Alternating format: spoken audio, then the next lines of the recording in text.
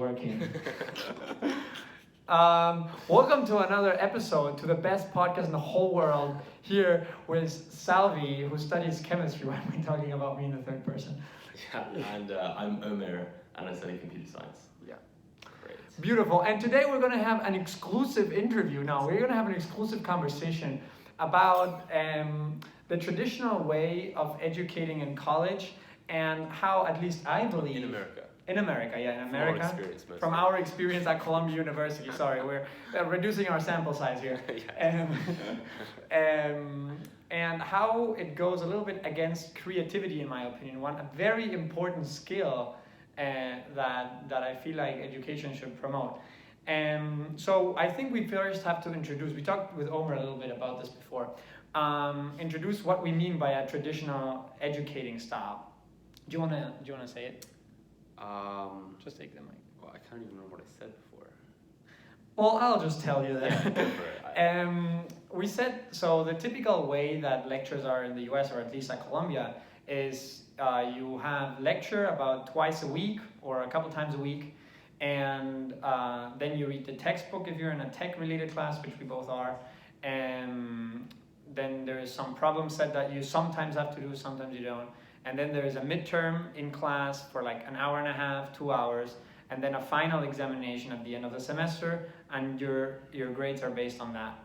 And I think that's that's the traditional educating style, right? I suppose. Yeah, but I don't see how that necessarily limits creativity. I guess, yeah, because you feel more strongly about the fact that limits creativity relative to the way a professor taught a class. So maybe you can compare and contrast from your experience, because I personally think that as just like a rough skeleton for how classes are taught isn't necessarily a bad thing that discourages creativity by any means. Mm-hmm. Yeah. No, I don't think it discourages creativity. I think it's just not the most efficient model. Because I mean, so these courses are designed to teach you something, right? And so there obviously has to be some baseline that all classes need to teach you in terms of the material you need to understand so that you can go further in your career.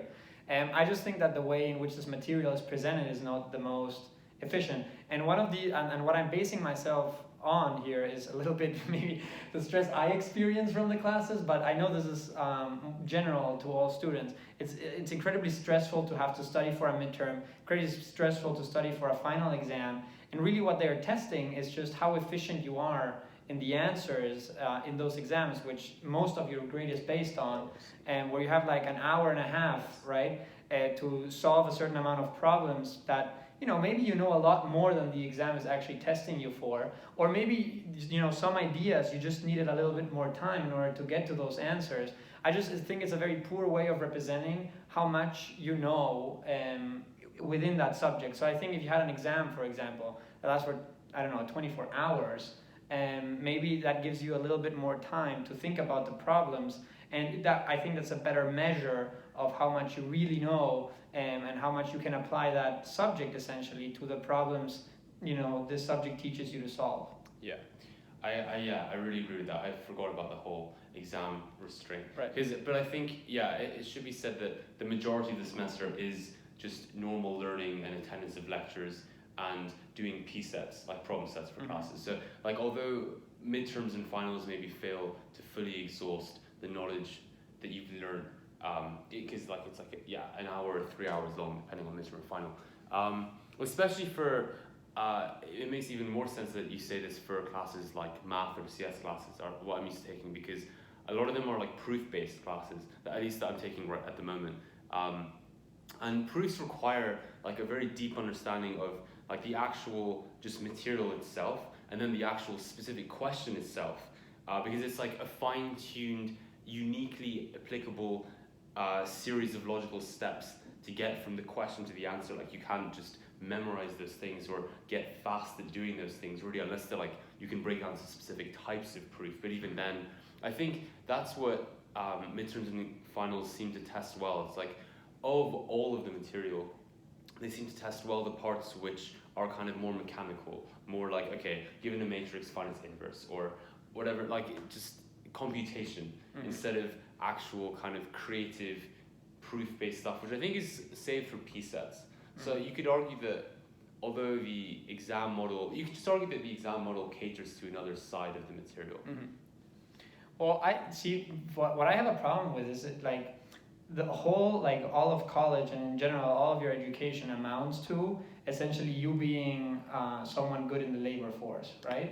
Like someone that, so that you can be, that you can work good when you graduate with the stuff that you learn essentially, and you're never going to be, when you're like running a business, whatever field you're working on, you will never have to write a midterm or an exam in the traditional way.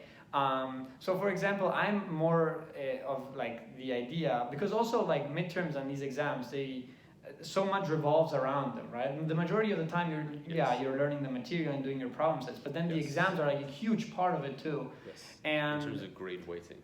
What?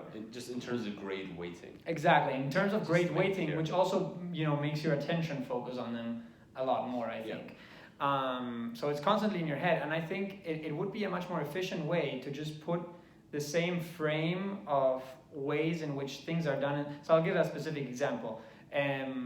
For example, so I'm studying chemistry, right? And in the world of chemistry, when you're doing research and when you're going into industry, what you're doing more is you make an experiment, and you need to have a lot of background knowledge for the experiment because you have to understand what you're doing for every single step, right? So you need to understand the theory really well if you really, are trying to, because you're trying to prove something with the experiment, right? So you're applying creative thought onto a theory that you have very well digested, right? Because your experiment doesn't work if you don't understand the theory.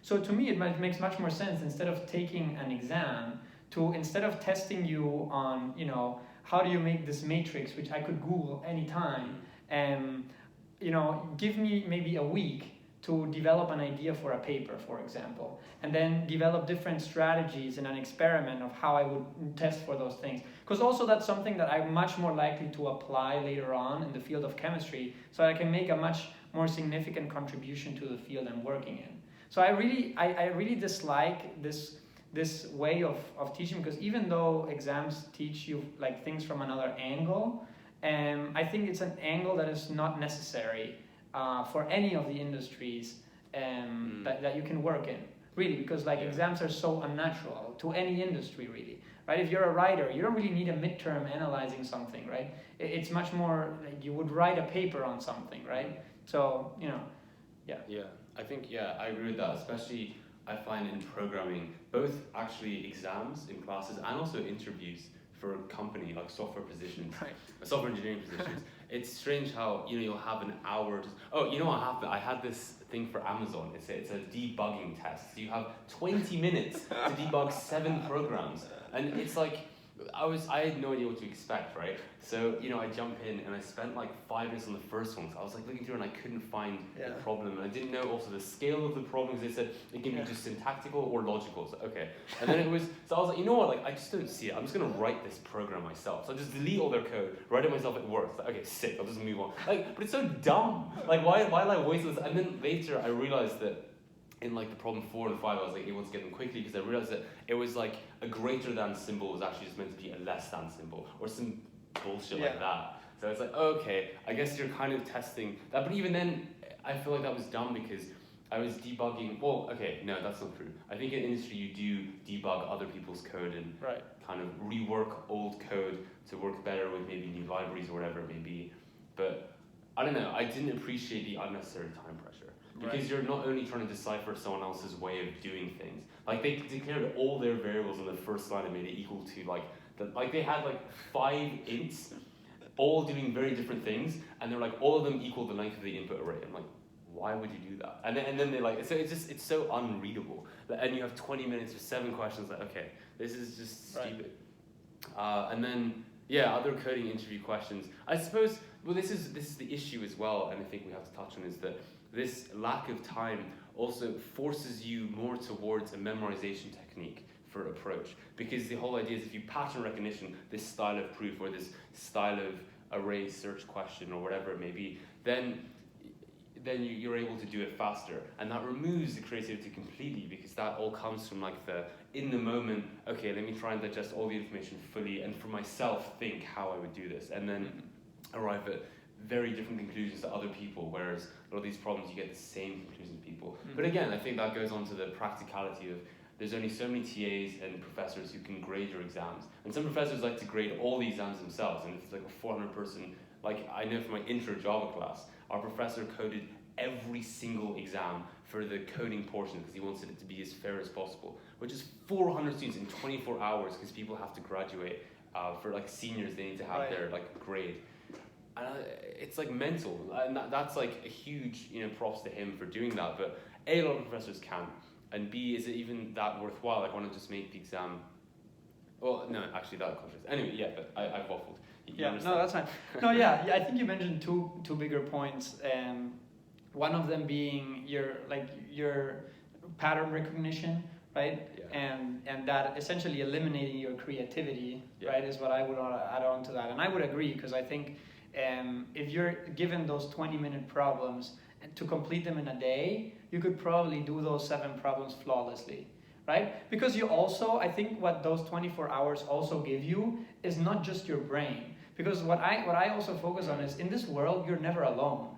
Like, you're not just you don't have to rely only on your brain, which is insane, because all these exams are how much do you have in your brain at that time? No calculators, no nothing allowed, right? And actually, why not? Because you could, in real life, you could perfectly, just grab a calculator or Google. The internet is just, it's very archaic in my opinion. And archaic in a bad sense, because you have, not just your brain, but the brains of so many other people helping you. And in those 24 hours, you could solve that, if your brain is not able to solve them, by looking up random stuff online, maybe you get to an idea that allows you eventually to solve them.